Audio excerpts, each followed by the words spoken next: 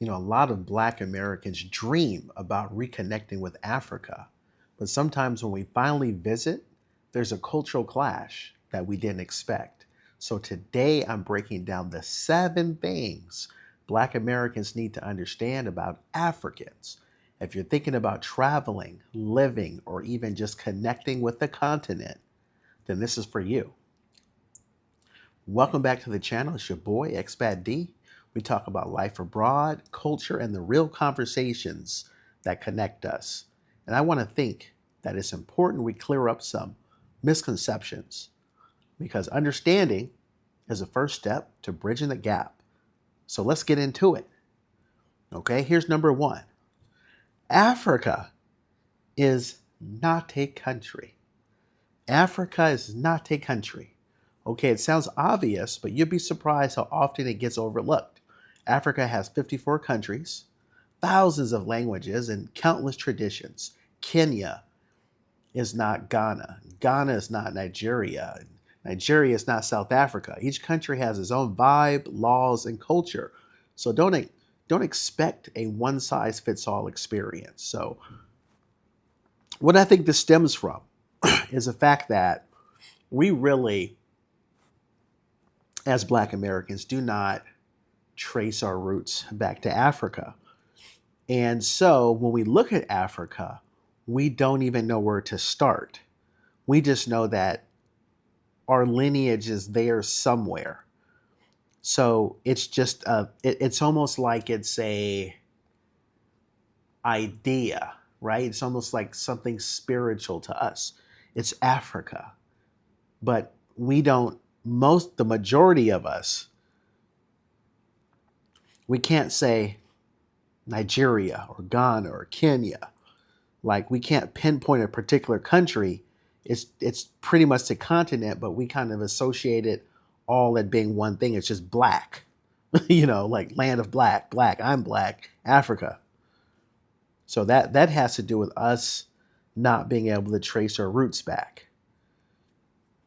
Okay, let's get into number 2. Not everyone knows about the Black American struggle. So in the US, we grew up on stories of slavery, Jim Crow, civil rights, and systematic racism, but many Africans didn't live that history. Okay, they didn't grow up learning about Martin Luther King or Malcolm X in school. So don't be shocked if they don't immediately understand your experience in America. And let me comment on that. So here's the thing that's interesting. When we look at, as I remember when I first traveled to Africa, a lot of African people, I was the first person that they ever had like a real interaction with that was Black American. I'm not talking about what you see on TV or what you see in the movies. It's like what they heard. This is like, okay, now I'm talking to the real person. And there was some miscommunication. There were some stereotypes in there. There were some myths and things like that that needed to be clarified, that were basically clarified through that experience. And and that's the thing. I think America,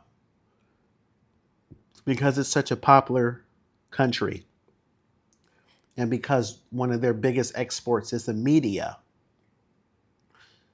I think we kind of assume that everybody understands us. Everyone knows us because like our music or our movies or TV shows and things like that, which of course we don't control the narrative of. That's another story. That is another story, right? Um, but it's very important uh, to know that, as an African American, Black American, that African people don't really understand that struggle. And usually the foreigners that they've been in contact with, the ones that's actually traveling to Africa, are mostly white people, right? So if they're going, I remember having conversations with people, and they're saying, "Oh no, like the African people thought that their American experience is going to be like the foreigner that they talked to, which was a white person." And there is a such thing as having a black experience in America. It is different. It is different than just a general American experience. And these were all things that they really didn't know. They didn't know. They thought that it was, that their life was going to be like the TV show Friends. And I said, no, that is not going to be your life if you go to America. So that's important. It's important that they heard from my perspective because I saw it in a different way, my view of America, than what they were hearing from other foreigners. They didn't even know the difference. They didn't even understand that there's a black and white experience in America, right? Because everyone that they talked to were white people, and it was different. Okay, that brings us to number 3. Poverty isn't the whole story. So yes, there's poverty, but Africa isn't just poor villages and struggles. Okay, there are booming cities like Nairobi, Lagos, and Johannesburg with luxury malls, tech hubs, and middle class neighborhoods. That image of poverty only is mostly Western media. It's propaganda, and Africans get tired of it too. That's the biggest problem that we have right now is the media. Let me ask you a question. Syria. Okay, what do you think? First thing that comes to your mind. You're probably thinking war. Probably think war. And I was there in Syria around 2010, and that was right as the war was breaking out. But the thing is, I bet if you think about that country, you're assuming everything right now is destroyed. And that's just how we think. If we think that there's a war somewhere, we just assume, oh, it's dirt and it's destroyed. And that's the last thing we really see when it comes to the news. So that's the same thing of how they do Africa.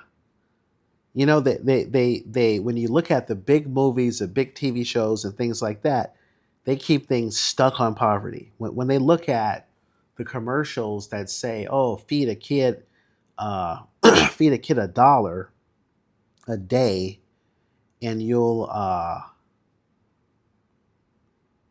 just feed him $1 a day, and he won't starve," right? So you're thinking like, "Oh man, that's how it is in Africa. They're poor, they're starving, and they got flies and all that stuff." See, when you put these images out there in the media, it does damage for years and years to come. That's what they associate it with. They just associate Africa with poor. Even when I go to other countries and I look at signs of them trying to get you to donate money to their people. These are not even African people. Those show the darkest people in that country. I'm like, how did dark just get become synonymous to poverty? But that's what they do. That's how they control the media. And the thing about it is to understand that there is a such thing as poverty, but that doesn't mean that everybody there is in poverty. Yeah. Let's look at number 4. Okay, family and tradition are central. So in America, it's all about independence and moving out at 18. Okay, but in Africa, family and community play a much bigger role. Traditions guide daily life, and people often live in multi-generational households. It's not seen as a weakness, it's a strength. And see, that's what happens here. Excuse me. In America, our family breakdown is as soon as you get to 18, get the hell out. And if you're still around, you're weak. You're a buster. You're a scrub, right? And I think it's seen the same way, in other countries, particularly Africa. It's not seen as a weakness, and it's also nice that you have a family lineage that you could spread down information. You know who you are, you know your identity, and that's something that is definitely an asset. Talking about identity, number 5, race isn't always the first identity. So in America, being black is often your headline identity. In Africa, people might identify as Nigerian or uh, Kikuyu or Yoruba or Ethiopian before calling themselves black. Ethnicity and nationality often matter more than skin color because everyone around them is black. So that's something to keep in mind. And then number 6, different there's different economic realities. So a lot of Africans think every black American is rich just because they're coming from the US. And on the flip side, many black Americans assume every African is struggling. So both are wrong. There's wealth, there's middle class, there's poverty on both sides. It's just different context. And I really think that's a breakdown. Like I think particularly when African people see black Americans or Americans in general, they look at it like money, money, money, money, money. And I think that really uh, hides or really takes away from the potential relationship between the two.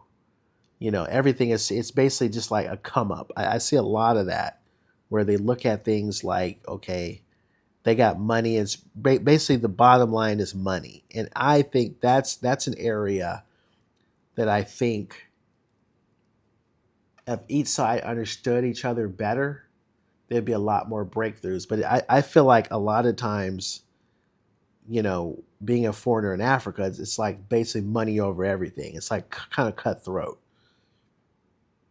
But anyway, from the Black American perspective, um, we have to understand that people in Africa has money too, and real money. Not in America, our money is like it's because of loans, right? And we're using credit cards and business loans to get stuff done. Africa, there's you have to like save money, and you know they're not doing everything on credit like it does in America. All right, on to number 7. Africans take pride in their roots. So one thing that stands out is pride. Africans embrace their culture through language, clothing, music, and food. So for Black Americans who've had our heritage stripped away, it can feel overwhelming at first, but it's also an opportunity to learn and reconnect and relearn what was lost. So those are the 7 things Black Americans need to understand about Africans. At the end of the day, it's not about who's right or who's wrong. It's about bridging the gap, respecting differences, and realizing we've got way more in common than what separates us. Let me know in the comment section, because I'm African American, whatever, but I'm sure as an African person, what did you think I left out? Is there a point that you think needs to be added to this list? If so, let me know in the comment section. Okay? And then if you're a Black American, what surprised you about Africa when you visited, those that got a chance to visit? And if you're African, what do you wish Black Americans understood better? Okay, drop your thoughts in the comment section. Let's have the real conversation. Don't forget to like, subscribe, and share this video because the dialogue doesn't stop here. Yeah. So I'll tell you what, a little bit about me. I'm Expat D. I'm a traveler. I've been living outside of the United States since 2002. I've been in and out, right? And so I'm looking for a new home. I'm hoping it's somewhere in Africa. And I'm hoping through this channel I'll get a chance to go to different African countries and document it, and we'll get a better understanding of our culture. Hopefully they'll get a better understanding of Black American culture, and I'll get a better understanding of African culture. That's how this thing works. That's how we can grow together. That's how we can basically repair this damage that the media has done, because that's what's been going on for a long time. There's deep-seated images that's been spread that has divided us. And this is a way that we can work together so that we can better understand each other, and then maybe we can work together and strengthen our communities. Anyway, I'm Expat D. Thanks a lot. If you stayed on till the end of the video, like, subscribe. Let's get this channel to grow. Peace, and I'm out.